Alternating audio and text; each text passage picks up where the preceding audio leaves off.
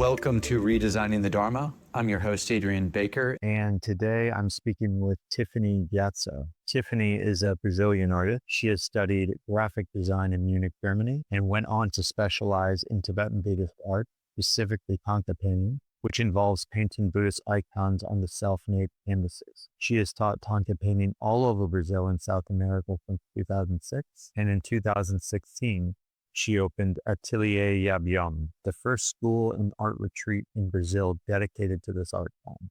Tiffany was introduced to the Thangka art form at the Gandan Monastery in Mongolia and completed her Thangka studies at the Norbulingka Institute in India. In 2016 and 17, she took several courses in sacred geometry and Persian patterns at the Prince's School of Traditional Arts in London. She also has developed her own contemporary art based on the intuitive and contemplative process, as well as the slow art workshop, which works through body awareness, movement, and contemplative expression. She has exhibited contemporary works several times in Brazil and New York. Tiffany authored the book, Life in Thangka, Searching for Truth Through Sacred Art, and writes for Buddhist Global. Tiffany now guides art groups to sacred pilgrimage sites throughout the world, including India, Nepal, Tibet, and Bhutan, which is an important topic for our conversation, pilgrimage and sacred art. So hope you enjoy my conversation with Tiffani Gyatso. And as always, please feel free to leave any questions or comments or feedback in the comment section of YouTube, or feel free to email at Sahaja Soma at pm.me.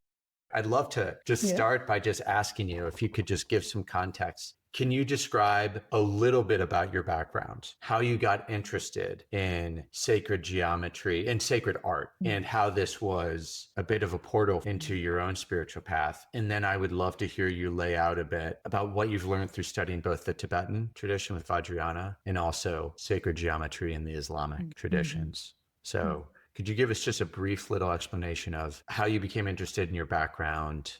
I must say that my parents have a big fault on it because they, both of them, are real, let's say, searchers. So my mom is German, so she came from Germany and married my dad here in Brazil. And then when I was around 7 years old, my mom created a community, a spiritual community. So she was kind of a guru. She used to receive messages from a higher being. And so she created a whole community. And so living in nature, and that's how I grew up. I had, in a way, many brothers and sisters and many other mothers and fathers taking care. And was this in Brazil? Yeah, that's the same land where I live now. Okay. Yeah. And yeah, it was amazing childhood. I had my horses. I used to be barefoot, no electricity. It was quite wild, and we used to do shamanic ceremonies, and she used to mix everything. And my first time that I walked on hot coal, I was 10 years old. So it was very common. And I thought, as a child, everybody had that search. My mom was always saying about God and we are born to be enlightened. So I really thought everybody's looking for enlightenment. So slowly, that was your world. So usually it's the contrary, right? Slowly you realize that samsara is exactly, yeah. And when I wanted to leave samsara, I didn't have my parents supporting me. Usually it's the opposite, right? Right. And of course, then as a teenager, then I went out, but the whole community crumbled at some point. And one of my mothers here, so to say, she was Australian, and she went back to Australia. And then I was around 14. So I went to live with her for a few months, and she was working as a social worker in Aboriginal community, a tribe in the middle of the desert. And I lived there with the Aboriginals, and it was amazing, beautiful. I loved the desert and the stories. And there started really that thing, that having a family like that and traveling and just having so many people in the community from different parts of the world, it just made it natural that, of course, I had to travel and connect and to know these people, where they live. And then they are the Aboriginals, and they so much I was seeing because of my upbringing. And actually then when I came back to Brazil from Australia, then my mom received a message saying that She now had to find her spiritual master in China, but she had to deserve it, whatever that meant, that she had to make a pilgrimage to China. That's how she would deserve the master. And whoever would like to follow her, otherwise she would go alone. And my dad was like, no, you're crazy. We cannot do that. He had just bought a sailing boat to go around the world. And They're she both total explorers, yeah. She told him, sell the boat. And I was living in the boat for 2 years. That was also another part of life, living in a sailing boat. And then we were ready to go around the world. And then my mom said, no, we're going to go by land. After a lot of quarreling, he sold the boat. But he went sailing from Brazil to Portugal, to Europe, Oh, and wow. then, he Cool. did that. And my mom then arrived there. She bought a motorhome in Germany. And I, as a 18 years old, she said, come with me, but find somebody to pay. I was only 18. She couldn't support me. And at that time, I had a boyfriend who had a friend who had the money. So we convinced that friend who had a very normal life, IT, and, oh my God. And he came. He bought a motorhome, and we went with 2 motorhomes. We went Ukraine, all Russia, and then Mongolia. We drove all around. And the moment we wanted to cross to the border to China, it was so complicated, bureaucracy. And then we stayed longer in Mongolia, which was amazing. And there I saw Thangka painting for the first time. And I remember getting inside a temple, with dust like that, 500 years of dust. Nobody had those very old dust temples. and mold and like really going back in time. And because we were with car, we would also reach places that nobody else would go and just camp there. And so that was, I think, really beautiful. And we had lots of stories around all this, talking about pilgrimage, You just put yourself in situations you can never think about. You create cracks so that God can talk to you, whoever we call it. But anyway, it was there that when I saw Thangka, I not even found it aesthetically so beautiful, but I found it was familiar. It was so familiar. So however I can explain that, I just realized I loved art. I wanted to paint. And I just thought, wow, there is the spiritual path through art. So you had that insight at a young age, 18 or something around there.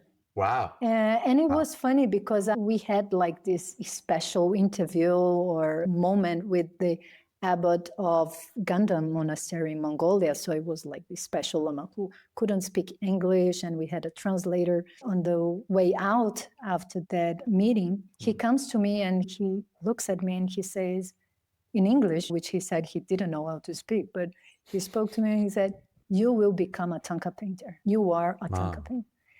And I don't know why, I just took it that, grabbed on that and said, this is my truth.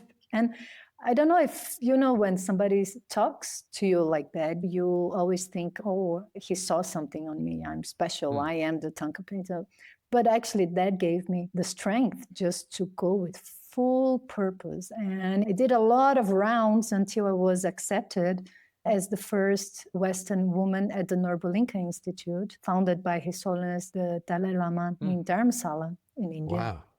So it was only open to males and only Tibetans at that time. So I insisted so much, and there's a whole story. There's a book that I wrote about called Life and Thangka, published in India. And I talk about that moment that I was received there. And it was supposedly for only 1 month. Then it went for 3 months. Then it went for a year, and then 2 years, and then 3 years. They eventually, on the 3rd year, they eventually opened to other Tibetan women. And today they're open for foreigners too. But so it was then I started having that training under very traditional Tibetan way of teaching, which is repetition, time, no explanation. My teacher didn't speak English. I didn't speak Tibetan. You didn't speak Tibetan? No, and he would just smile at me, pointed out what I had to draw, no paint. I was not allowed to touch paint, only drawing, only the proportions, and Buddha, the face of the Buddha, the body of the deities, they have real special measurements. And so you have to learn by heart all of those proportions. And this was a real, let's say, ego polishing, because it wasn't about my creation. How I think, I used to start doing the Buddha with a bit thinner face, a bit shorter the ears, it looked weird. And then he explained to me, no, the Buddha has to have a chubby face because it's one of his 80 minor marks and 32 major marks that a Buddha, a Chakravartin, has in its body. And one of them is that it has a chubby face representing the youth of his freshness, of his knowledge. He's always fresh. He's like a baby in the world. He's seeing everything with curiosity. So that's a symbol. You cannot put your idea, because my ideas are filtered by my culture, thinking that a thinner face looks more pretty. Yes. So I had to reprogram my idea also of representing. For example, his arms draw with much longer arms, than a usual human being. And that is a representation that he can embrace the whole world, the whole people. So he has a larger shoulders and longer arms.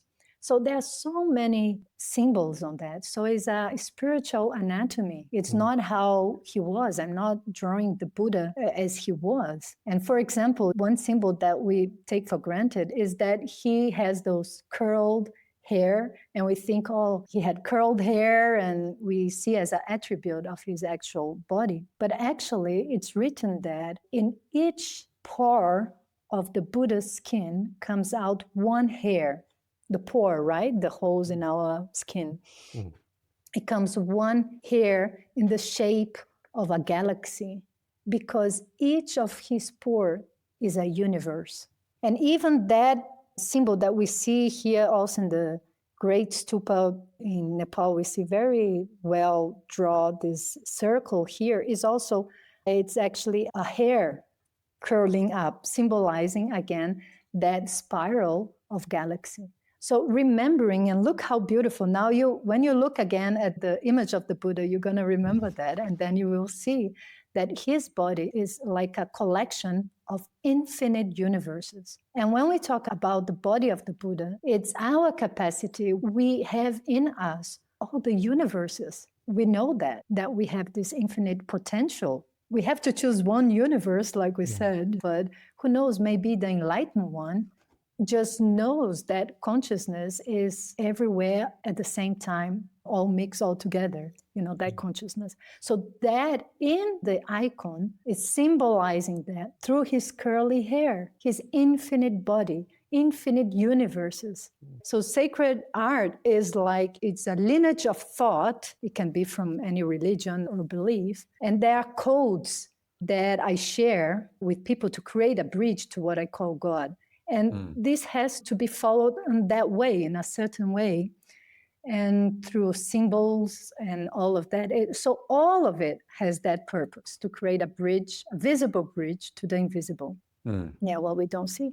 Art, I think, helps you to open the eyes, because imagine if you have beauty all around, but you don't have eyes, right? So it's useless. Right. So it's more concerned about not looking for beauty, but looking for opening this eye. And this is what we call the third eye, I believe. This is how then TMD experiences can help you, which is actually opening this eye to see the beauty which is already there, or to see beyond even what we are seeing with our horizontal eyes. And I think it's so beautiful. That's why you have all these deities with the third eye. I think it's more to symbolize that, see beyond, open the eye for the real beauty. And sacred geometry, it really brings us to that. So then that comes to that part of falling in love with beauty. And at the same time, so now it comes the moment then to surrender to that beauty. How can you live a life that you can welcome that? And I think, for example, it's only when I see the world in its beauty that I can be open to eroticism in my life, because it doesn't have to do only when I need something beautiful. It's, I need a beautiful woman, I need a beautiful man, so that I can see beauty. But if I practice, like if I see the angle of light, how it comes through the window, and I see the perfection of it, because I exercise with for example, seeing or practicing sacred geometry, for example, I can see the beauty of that angle. And I had already epiphanies of like just seeing the angle of that ray coming. It's just like, I knew that was so rare or whatever, it was a miracle. And it was an ecstasy moment. And I believe that is what it means to open the third eye, is that finally you see it. Why do we see so much about, hey, you have to include art, go to museum, go do this, do that? It's more about opening than actually finding the right art, right? Yeah. I mean, and it helped me to understand it, but what I'm hearing from a contemplative perspective, I'm thinking about it through the Buddhist perspective, is it's not about the object, it's about transforming our perception. And so it's a way of seeing, it's transforming a way of seeing. And how is that similar to or distinct from a tantric view, which is like seeing everything as sacred? So even when you're in Varanasi and it's the extreme poverty or things not looking conventionally beautiful, right? It just seeing them as sacred. Are you talking about it in that same kind of tantric sense, or yes, but also something different? Well, yeah, I was thinking about that because everything is, I mean, YabYum, the deities in sexual union that we see in tantric art. The first layer, we see, wow, sexual union. And then we learn that this is a union of skillful means and wisdom. And skillful means I read as what the Greek called the Apollo. Apollo is like structure and seeing the harmony, let's say geometry, the mathematics. And then comes Dionysius, which is the bliss, which is now you have the structure, now you can dance on it. And it's now the dynamic creative force, right? Yes, the energy of it is the emotional intensity. I think, in my perspective, it's not about the union that it becomes one, but is actually that marriage, that dance of both. Is I don't have to choose one over the other. To be geometric, to be Apollo, to be beauty, and to be this is the right way. And it's also not losing myself and losing my ground. Marriage. And so what we understand of marriage is what we call when a woman and a man comes together. This is a marriage, but it's symbolic. We have to see that everywhere. Or two individuals now, since we've redefined. Since we've redefined marriage. But three, even also numbers. Absolutely. Why duality? Yeah.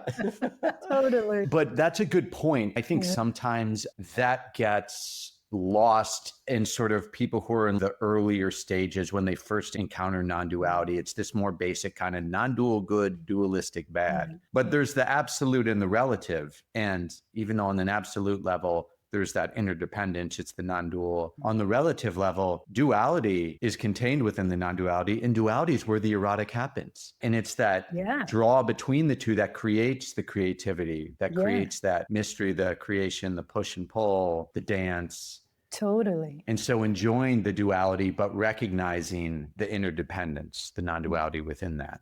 Yeah.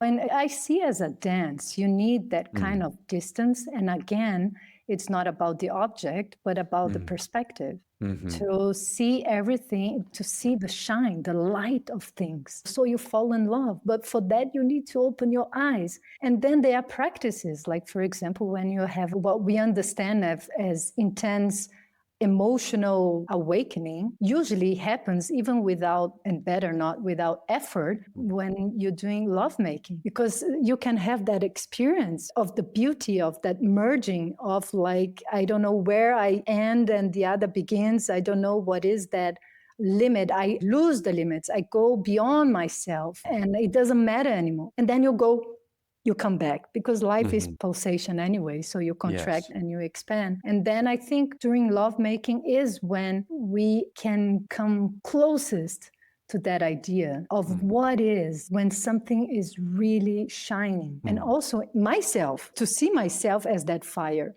And why not expand in all things in life and live with that? And it doesn't mean that I have to literally make love with everything, but actually to see that all the time I'm actually penetrating space and light is penetrating me. So it's what some call like the cosmic fuck. I think we even talk about that in Bhutan, right? It's like the cosmic fuck all the time. So actually it's the dance of creation. And all the time is like things are being born out of this union, but then a third thing comes at the same time next to me, something is dying.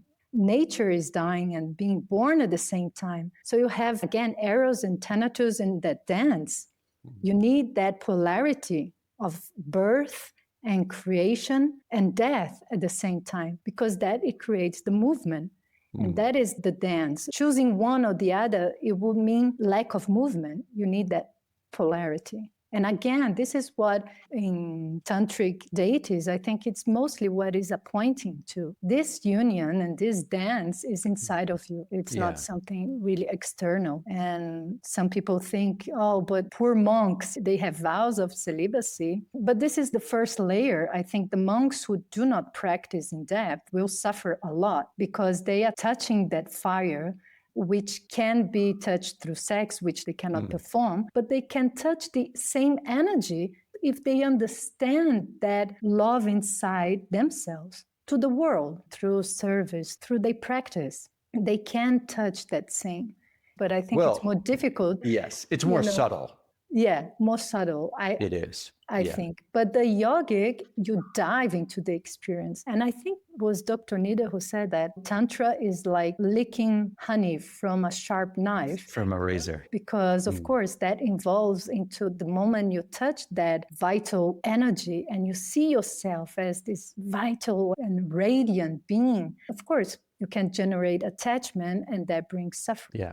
But I believe, looking at that, I would call sacred suffering. You can make it like that because what you were saying before, alchemy, for example, it's only done when you burn, distillate, turn it into ashes. That transformation can be painful. Even when a bug transforms into a butterfly inside the cocoon, I was even seeing a documentary about it. The bug goes through such a painful process and contractions. And so imagine that if you want to come out with wings, which is something totally out of your structure, it's like a little death. And so instead of avoiding that suffering that might come with attachment through the relationships or whatever we have, so easy to bring any suffering, attachment, but then make it your practice instead of avoidance, because it will come without effort, all the suffering. It will come anyway.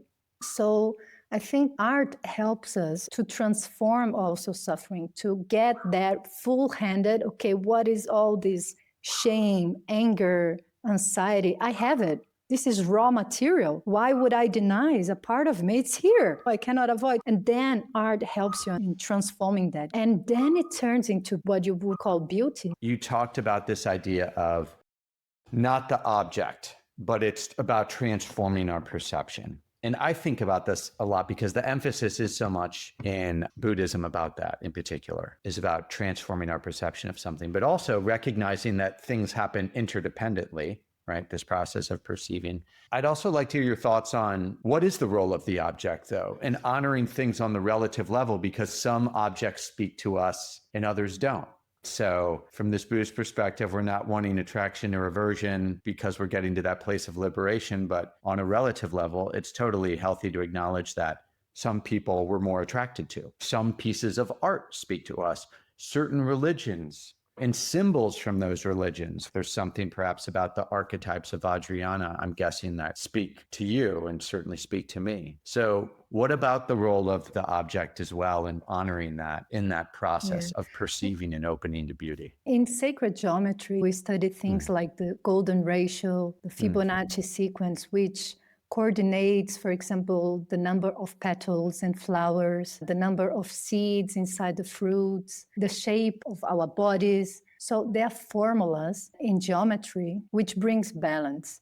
The size of the earth and the moon, have you ever thought the distance between the moon and the sun and earth, that when there is an eclipse, the moon is actually the same size as the sun to cover it? This is a perspective, but it is all in balance. So it gives us this experience of total symmetry.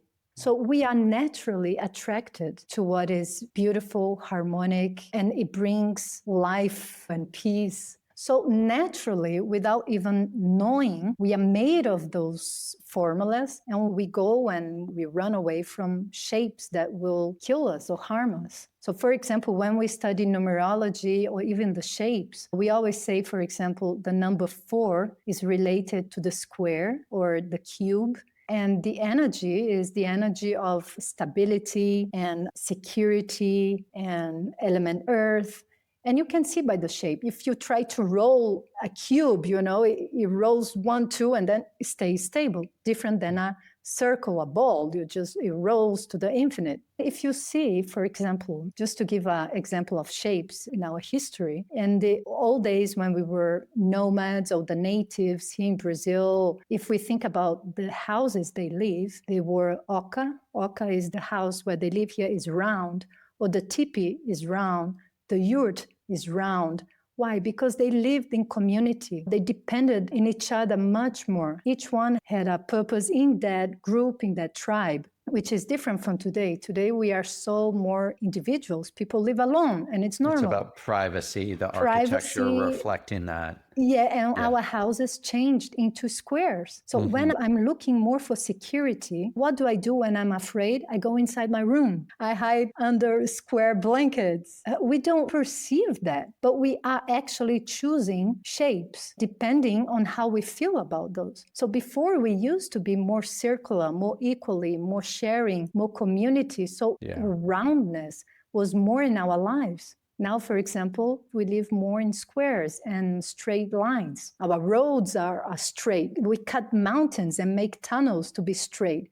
Before, you had to go so much around like a snake. You used to go around like rivers. But now, so that also reflects our civilization. Where is it going? So we can understand, again, talk about the microcosm and the macro and micro. Yeah, it's always a reflection.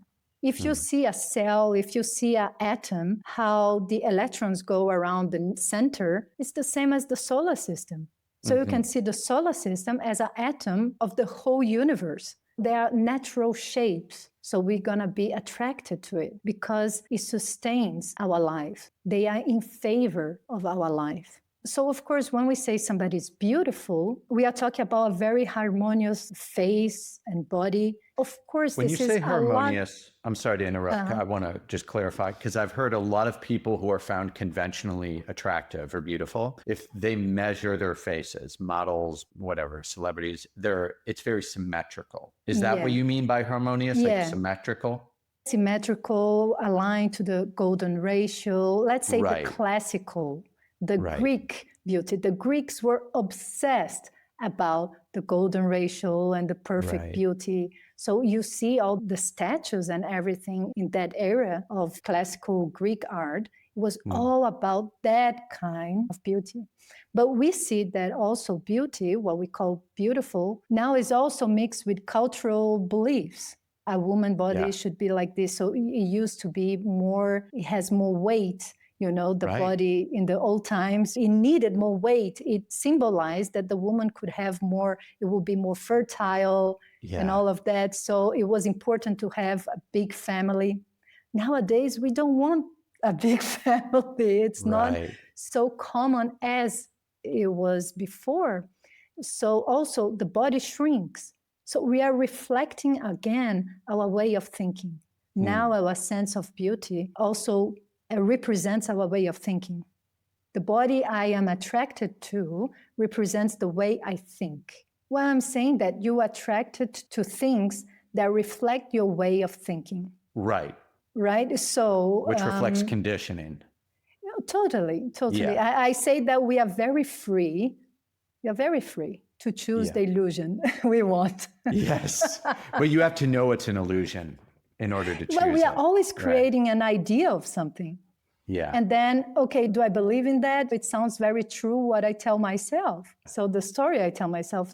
But at the same time, what I believe, it's so conditioned, like you said, by our culture and by our religion and by everything else. Everything what we think, it was actually given to us. It was kind of programmed to us. At the same time, can we live without any program? That's also the question. Even the program of you have to be free, you have to give it up. It's this all is a also program. a thought. Right? Totally. And that's the thing. You can have a kind of non-dual realization beyond the realm of thought, but the moment you start putting it into words, once you go off the mountaintop, you are inside of a path. You are inside of a series of concepts, teachings, and that is going to have certain limitations the moment you put it into language. It's just inevitable. It doesn't matter what. Yeah. It doesn't matter.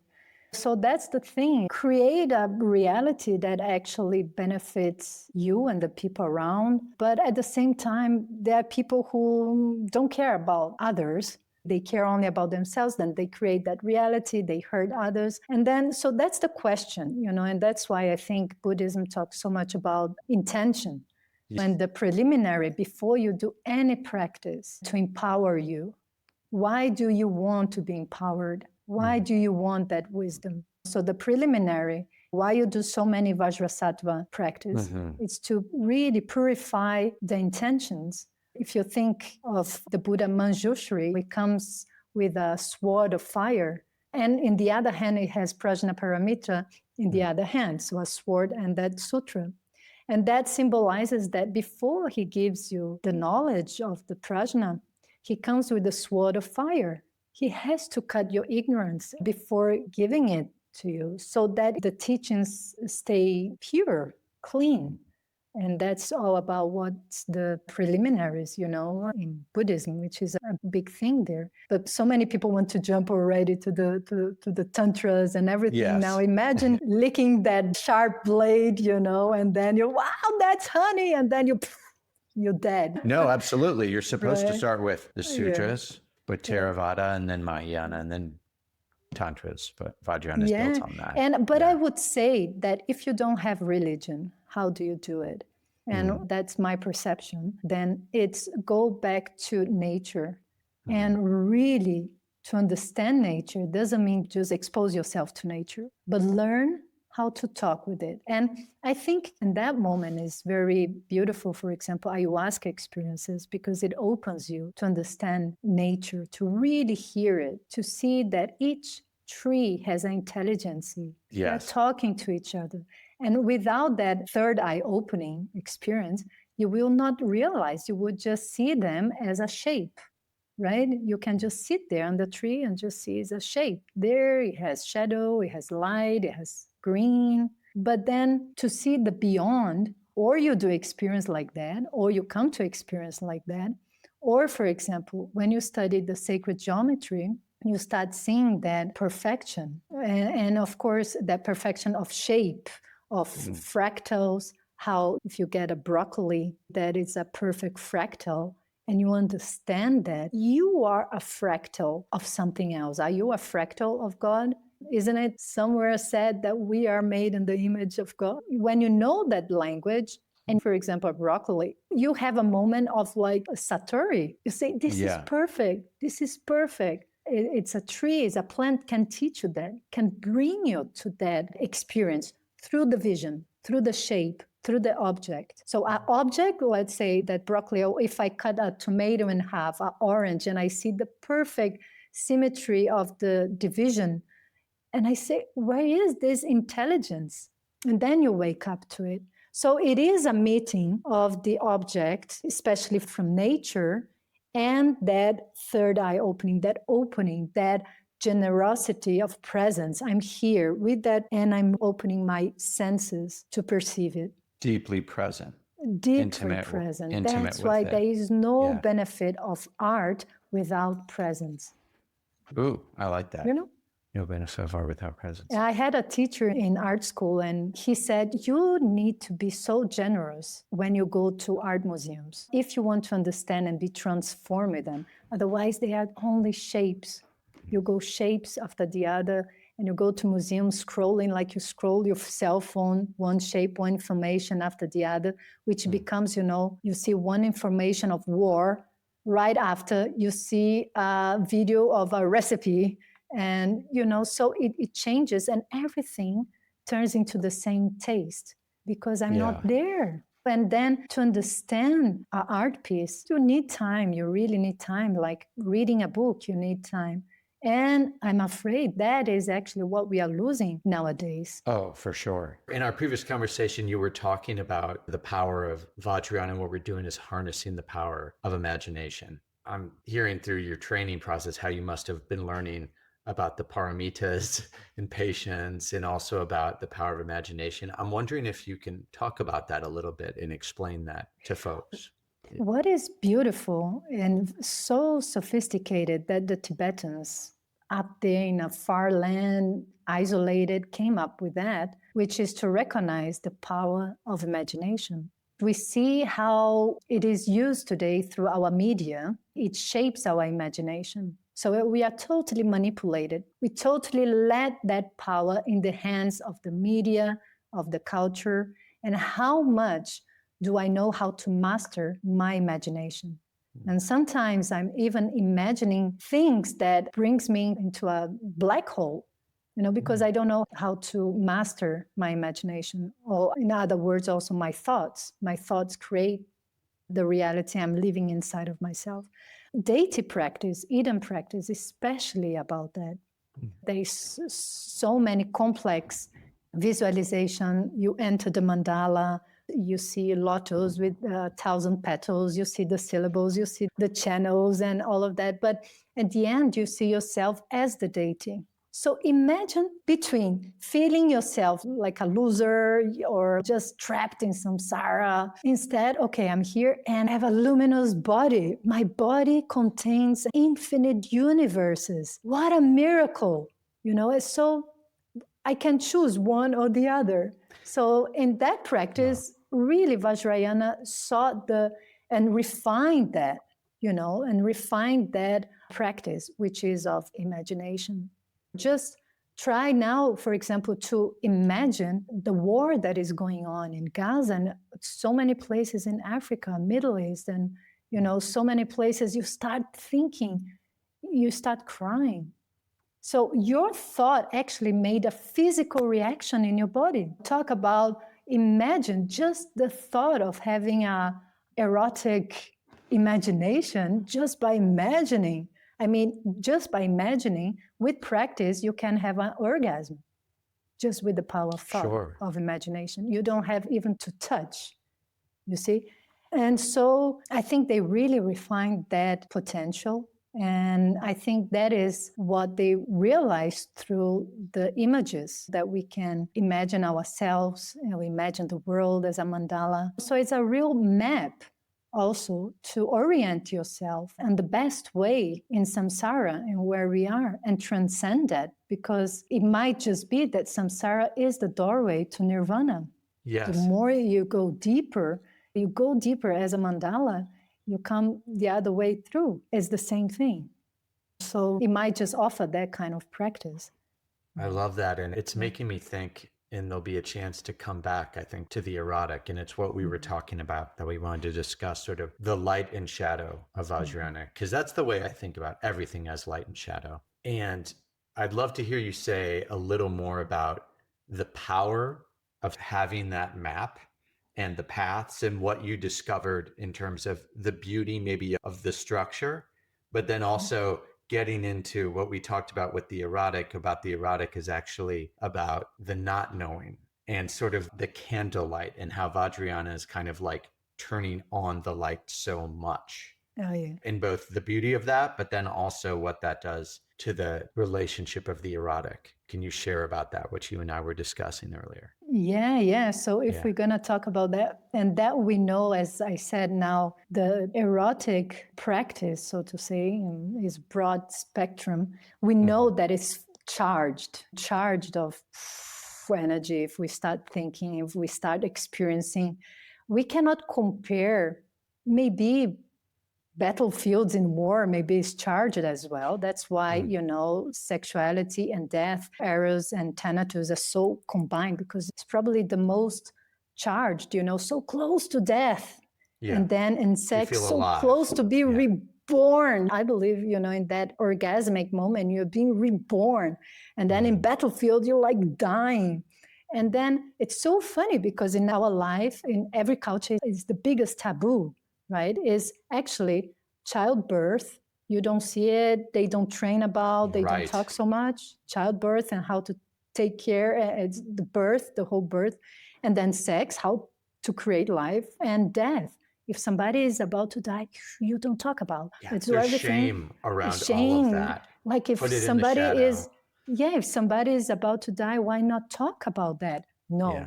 If you talk about that, you're offending. Actually, the time of death is uncertain. We're going to die, but the timing of death is uncertain. In the way that can deepen our appreciation of how we're perceiving reality, it can open us to the poignancy of appreciating life. Yeah, right? Totally. But that unwillingness to turn towards, right? Exactly. And by realizing that you are going to die at any moment, it can bring you an experience of fear or of intensity, of more pleasure. I keep thinking, if you are about to die in 5 minutes, they're going to turn on the electric chair, whatever, what would you have done differently? For sure, it will be very rare that somebody would answer, I would have done less. I would have lived less.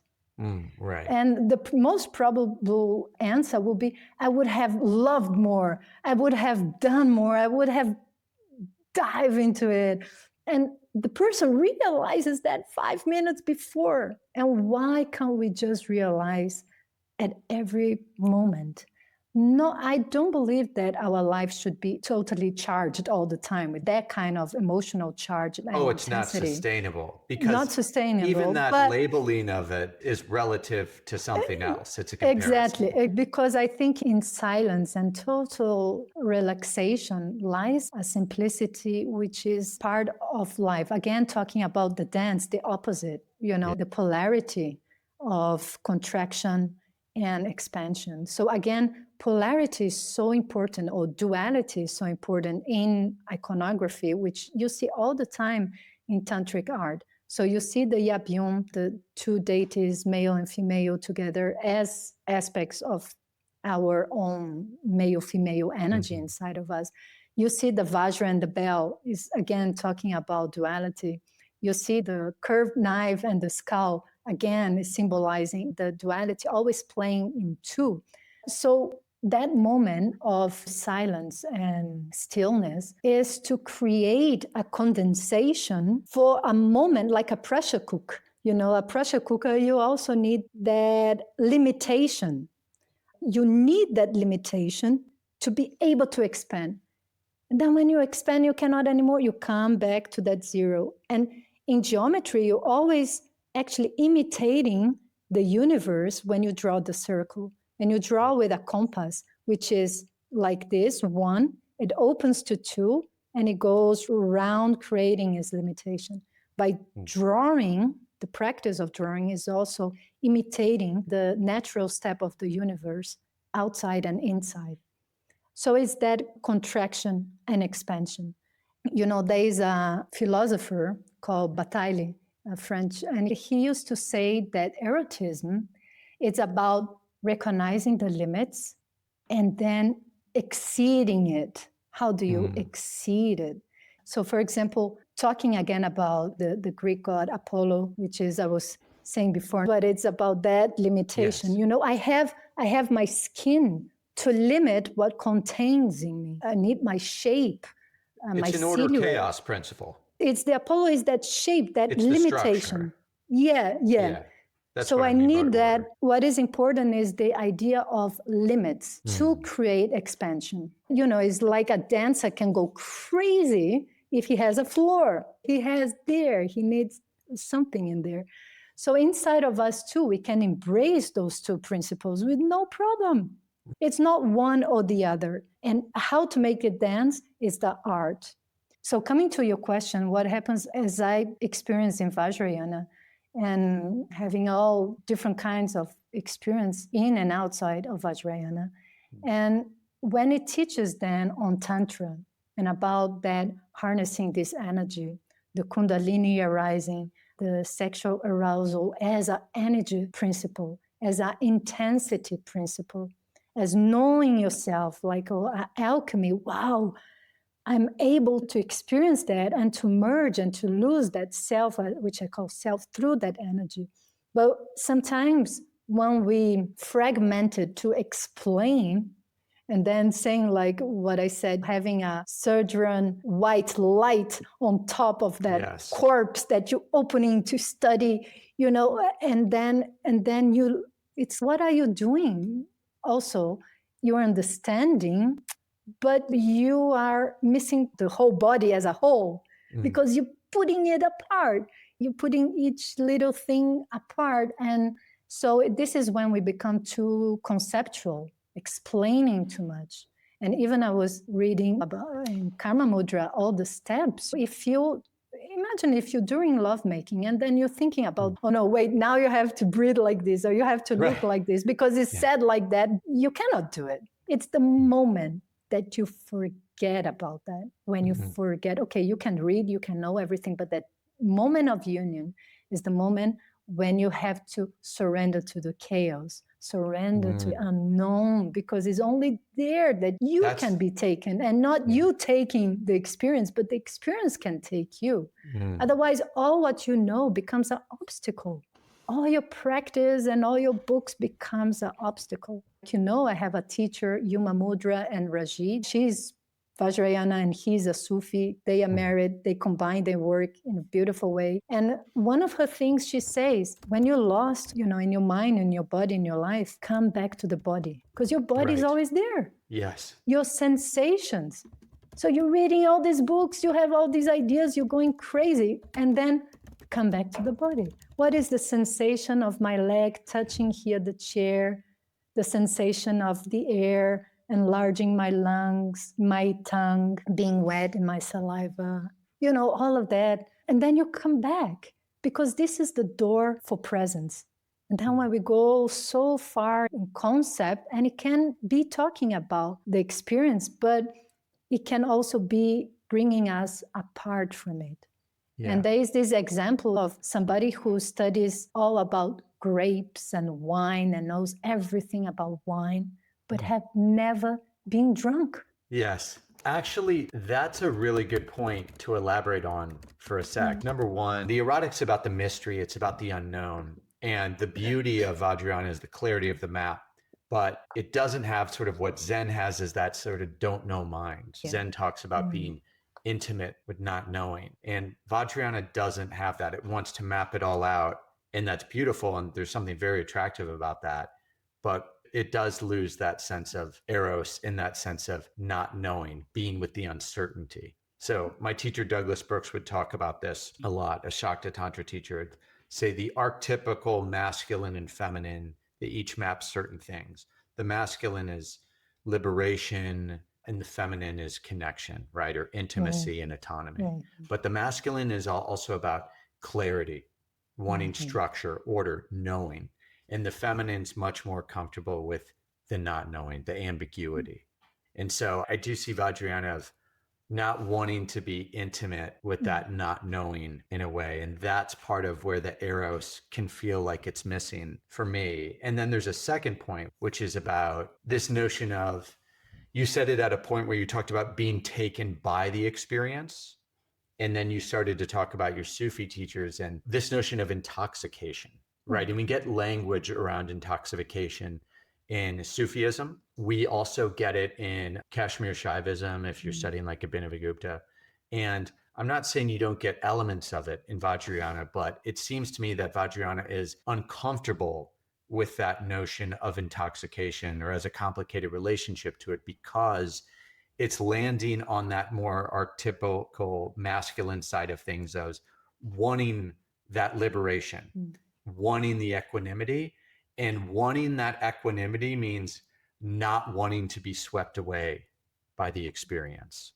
In intoxication, of course, in a Sufi sense, in a Kashmir Shaivism sense, it's not about hedonism, right? It's about intoxication with the divine, with a much more subtle, sophisticated, ethical form of intoxication.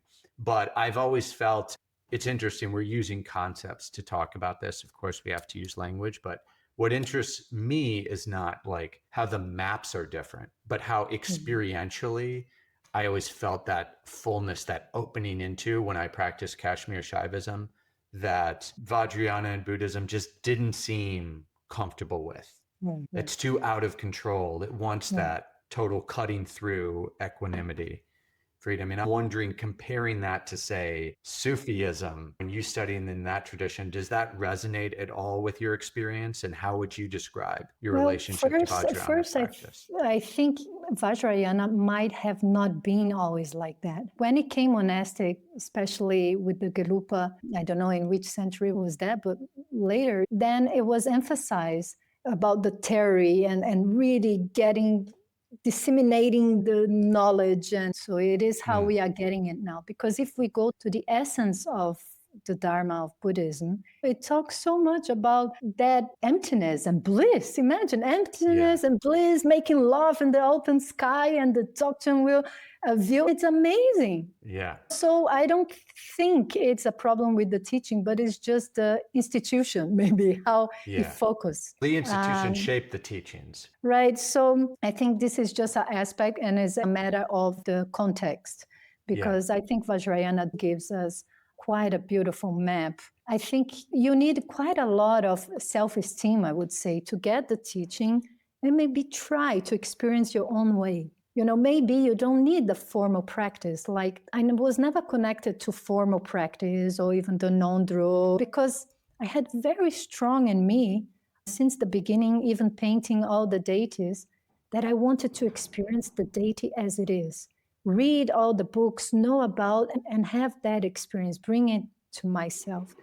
Of course, there's great merit in doing all the practices, but there are many paths for many people, and I didn't feel I should be doing that. And then slowly I was open, making that open in me to receive a feeling directly from what I was experiencing through the painting, through the art, from the deity itself, which already lived inside of me. It's an aspect of me I'm trying to awaken through the practices.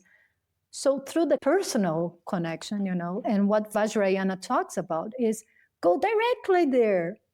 You don't have to study about wine to be drunk. Yes. It will be good for you to know certain things about wine before getting drunk, but there's also the other way. First get drunk. And then maybe you can learn about, or do the opposite. There is no right or wrong. You mean go directly there with the experiential rather than the conceptual and the study. Yeah. Why not? I think that's part of the history of Dharma in general, is that it became more and more monasticized over time. It became more about the scholastic as opposed to the experiential. Because of course it was very experiential early on with the original Buddha.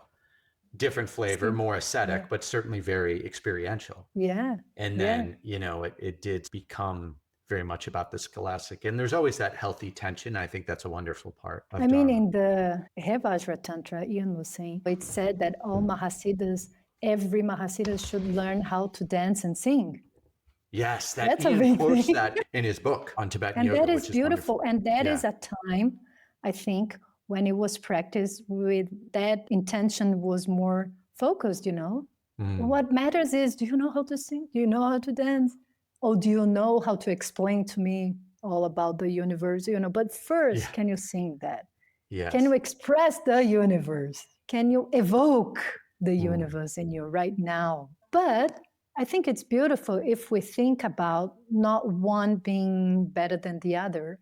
Again, I am a being that is better if I know how to work it out and take the best of the dual world of this polarity, Apollo and Dionysius, which is the straight line and the organic flow, the flow of the river so that the river can run.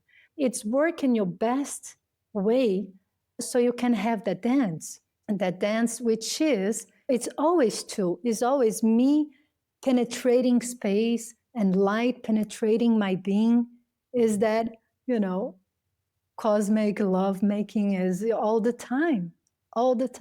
So then I bring that eroticism into a pleasure of living. You don't walk through space, you lick the space while you walk. If you really do that, you would walk like shining. You would walk, my God, life is, you see, so in that, again, we come back to the power of imagination. Mm. And we are erotic beings because of our power of imagination. Because animals, they are driven by the sexual instinct. They don't have imagination, like I'm going to imagine doing this. Or, this is when I talk about the candlelight. It's not anymore that surgeon white light in a hospital. It's the candlelight. I imagine maybe she takes out her clothes, maybe not. Maybe she has a red thing under her, or whatever, you But imagine. leaving something to the imagination. To the imagination. So like animals, no other being does that. When a dog feels the instinct, he doesn't even look what kind of female dog he sees. It's like, it's a female dog, I'm gonna do it. So I think for you to have that erotism, you need that kind of maturity and refinement. And that refinement, art can give it to you. How you're able to appreciate through the education, again, Apollo, education of art, form, of technique. sacred geometry, which is about learning the structure of the universe, and then opening your eyes until you are part of the dance, until you can hear the music.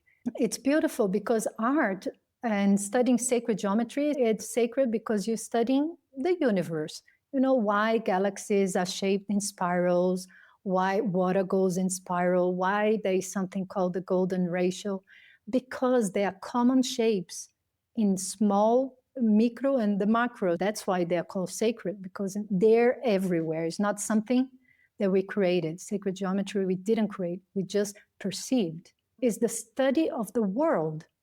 And when I study the world, I can understand. It's like a lover. You fall in love with it, you get to know more, you get more into it. So be interested in life. Be interested in the soul of that tree, be interested in the angle of that light, and be interested. That is the fire.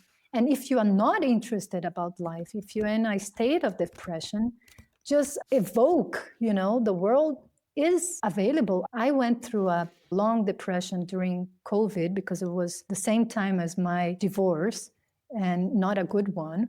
I remember just being to that really bad place, and I couldn't sleep. I remember I spent so much time looking at the stars, and over again, after a year, almost every night, star watching, I realized what they meant by the fixed stars and the planets.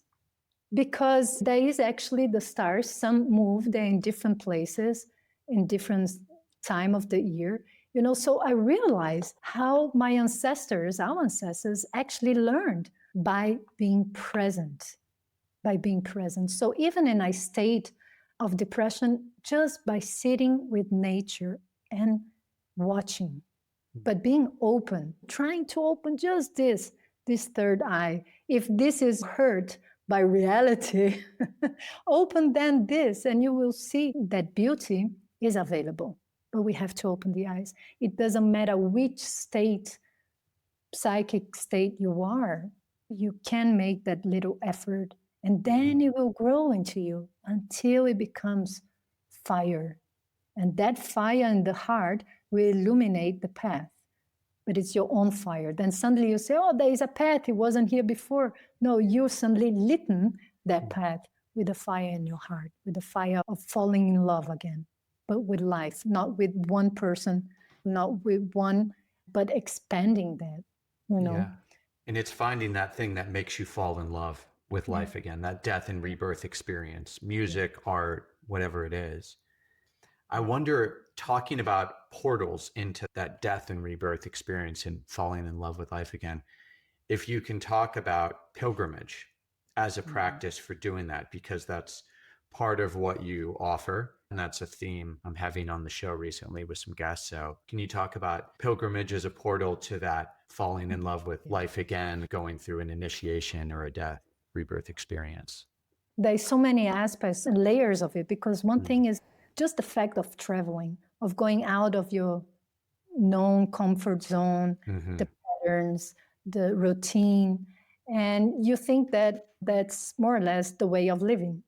So it's only when you go to an even more different culture that you see, oh, there are other ways of being, of thinking, of taking life on, and that, only that, not even as profound as a pilgrimage. Now, if you do pilgrimage, it means you're going usually to a sacred place. So there are places which are charged with energy. Shakti. Shakti has that Shakti. We know that. We go to places and we feel it. Right away, you want to be in your knees in some places. And for some people, it might draw more into some kind of path. Others, it has to be on a mountain and it has to have difficulty.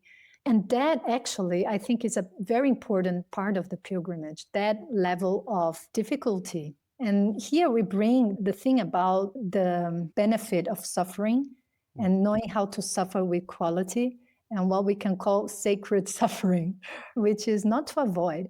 But that suffering means when you go, for example, to the gym, it's through effort that you create muscles.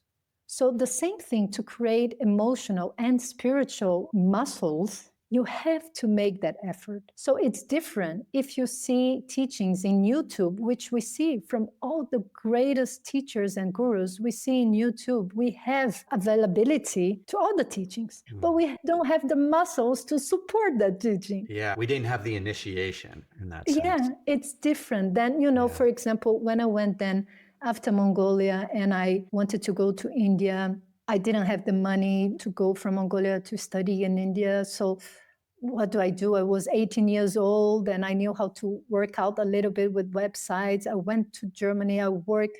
And finally, I was there to receive the teachings of Thangka painting 3 years later. I spent 3 years saving money and all. So when I arrived there, I was like so thirsty and hungry for that. It was like, you can beat me, I'm not coming out of here. My teacher didn't call me by my name for a year and a half. He used to call me Inchi Pumo, which means like gringa. And, he was always smiling. He was nice, but he didn't take me serious at all. But because I had such an effort to be there, I'm not going to leave so soon. You can call me by any name you want, but I'm not living here. And that is thanks to the effort. I had the muscle, the internal muscle, to really be ready and to really benefit from the little teaching he would give me. That would feed me so much. I would feel so, wow, one drop of water when you're in the desert, it's like, So when you stay at home, how thirsty are you? How hungry are you? So again, talking about creating that polarity even stronger, the stronger it is, the greater is the moment of union, of ecstasy, of that, what we call the sacred union. But you need that stretch. So that stretch, I think, is the effort that we do while a pilgrimage. Let your monsters come out, sweat and blood, and let it alchemize until you want to give up, until you don't believe in God anymore, until you and you're stretching that. And just tell me that all the stories that we hear of great ecstasy, it's after usually the dark night of the soul, is after great suffering, you have that culmination of aha moment. The universe is pulsation. The universe is that our heart is pulsating.